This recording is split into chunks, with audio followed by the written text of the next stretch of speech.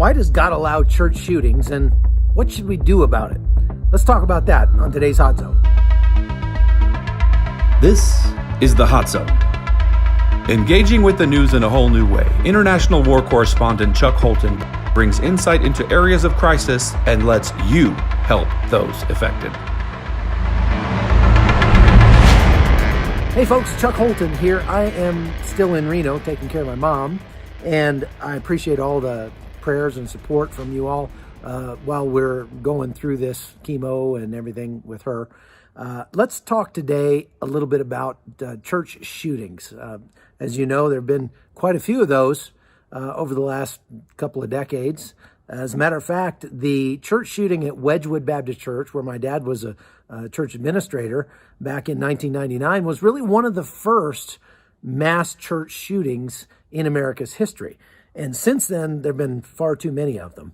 And I think sometimes people ask, why would God allow churches to be shot up like that? Why would he allow those kinds of tragedies to happen at a church?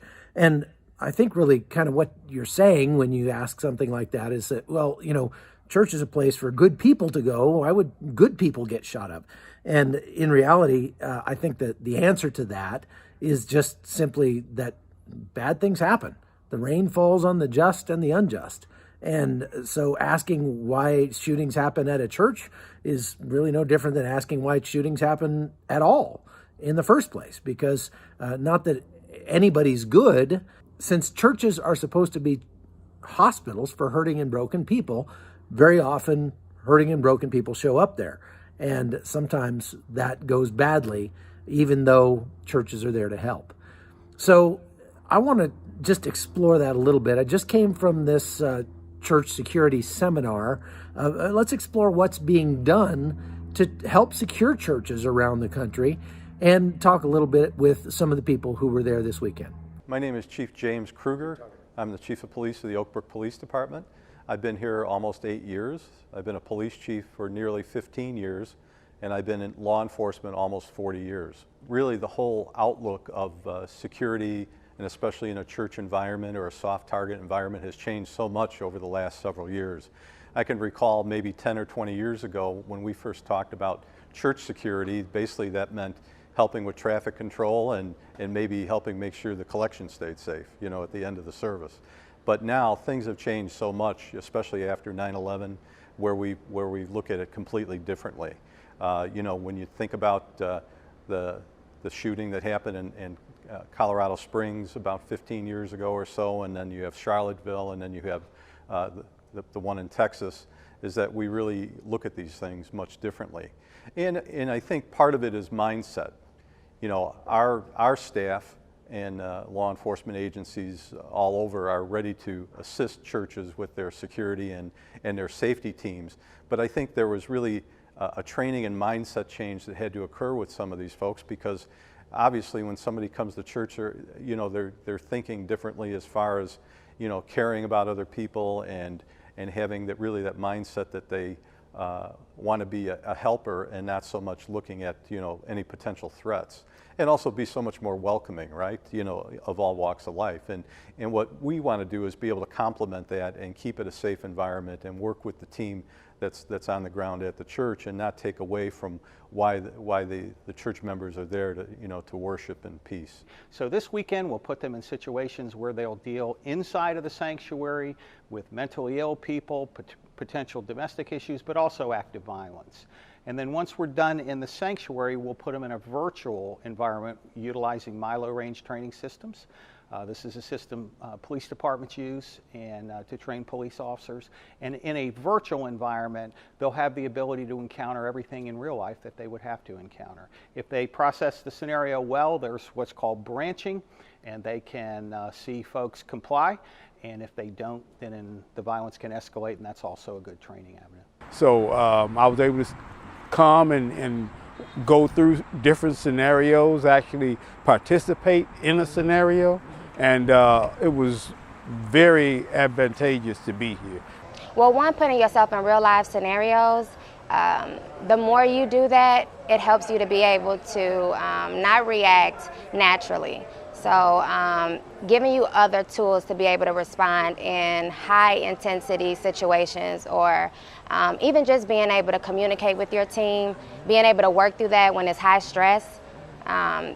Sometimes you can talk about it and you can have practical classes, but until you actually do hands-on training, you don't really get the feel of what it is to actually interact in a live scenario. So for me, that was probably the biggest takeaway, is just training your mind to be able to respond differently in high-intensity situations. So one of the guys I got to interview this weekend was a guy named Cliff Lara.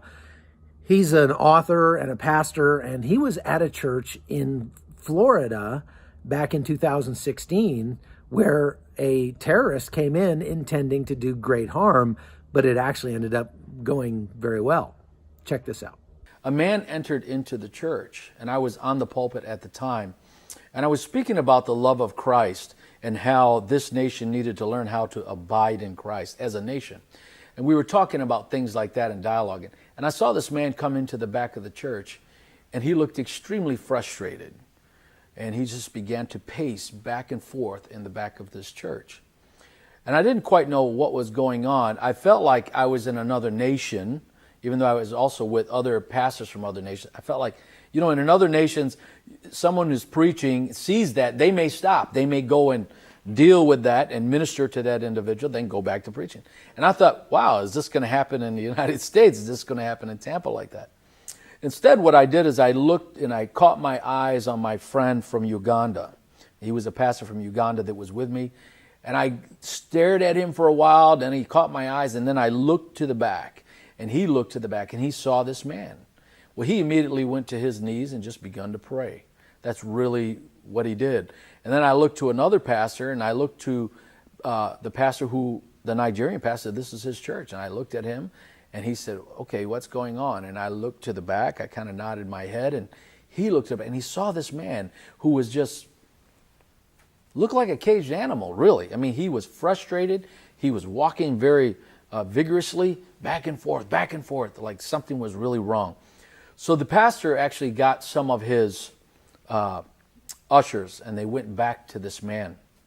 And as they went back to this man, it was very interesting that they began to dialogue with him. Now, we continued what we were doing, so I didn't know what that dialogue was until later on. And as it came out to be, this man was actually a jihadi. And he was activated through the mosque, a mosque there in Tampa. And that's what we found out later on. And so he had come to the church really to kill whoever was speaking and as many people as he could. And he had a weapon on him. But every time he would go and try to take that weapon out, he couldn't do it. Now, this is a man who we later found out trained as one to do such a thing since he was 10 years old. So the guys go back there and they speak to him, and they actually lead him to the Lord. So this man winds up being shared the gospel. He never pulled his gun out. He wasn't able to. Police are called. Other people are notified, including the FBI. And he says, I don't know what happened. I don't know why I couldn't do it. It's like every time he went to do it, he couldn't do it. He was stopped. That night, that man not only gave his heart to the Lord, but there was another very zealous pastor that was there. And he said, why don't we baptize him tonight? I mean, if this is going the way it is, let's go ahead and baptize him. The police really couldn't arrest him because he didn't do really much. He didn't do anything wrong except pace around the floor in the church. But he told the story, what he came to do. And this man wound up being born again, winds up, hearing the gospel. And not only that, he gets baptized that night. And of course, because of that, those who sent him now wanted to kill him. So he winds up in a witness protection program. Maybe 4 days later, I see the story in the news, and someone tells me this and says, what you're seeing in the news is that someone shared information with authorities that there was going to be a suicide bomber in Fort Lauderdale Beach. That made national news. Why were we spared? Why were we spared in this? And really, is that the crest of the story? And I begun to realize that is not even the pinnacle of this story. The pinnacle of the story is that we knew where we were going had he chose to shoot us.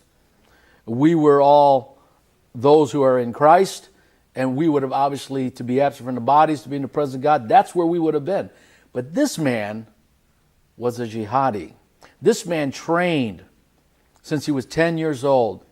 And in that moment of time, when he walked into the presence of God, because the prayer of the people were there and they were abiding in Christ, Christ arrests this man's heart, and he was unable to do what he came to do. So in this case, the man was confronted by the Spirit of God, really, when he entered that church and ended up giving his life over to Jesus. And that you couldn't hope for a better outcome than that.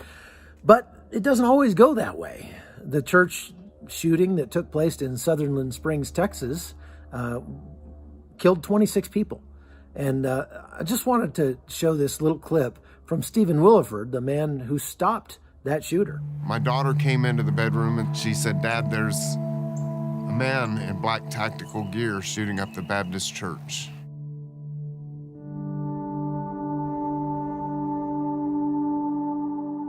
Every one of those shots to me represented one of my neighbors, one of my friends. And I ran as fast as I could. Immediately, he came out of the church shooting at me.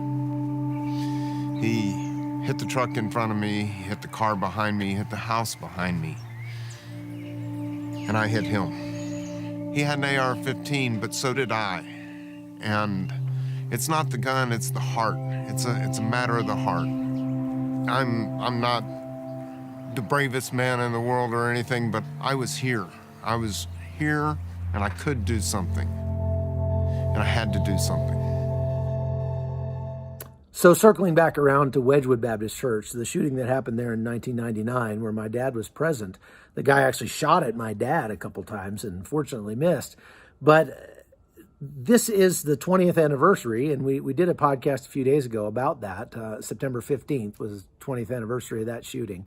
But there's a really great little documentary made about the 20th anniversary by the Fort Worth Star-Telegram. And I just wanted to play an excerpt of that for you because there's some very powerful points made, especially by the pastor, Al Meredith. Listen to this. You know, you had Columbine 5 months earlier, and you had a number of schools where shootings took place. But I think ours was the first church as far as mass shooting.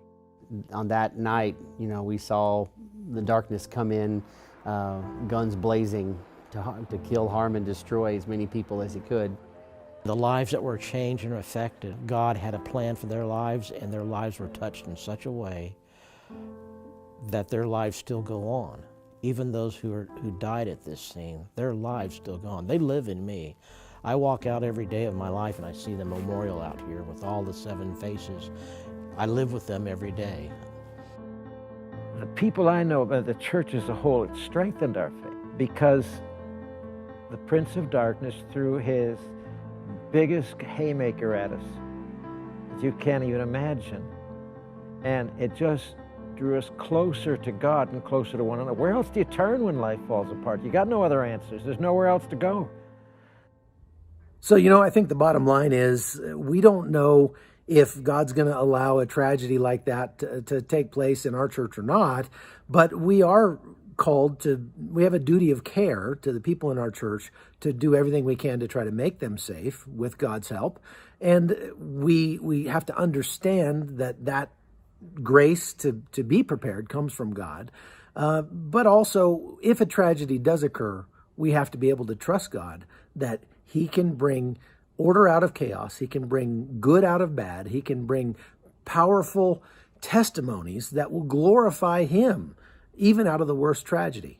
And in reality, I think when we get to heaven and we see things from His point of view, we're going to realize that there really was no such thing as a tragedy here on earth, because that He was able to turn it for our good, and even for the good of the people who died.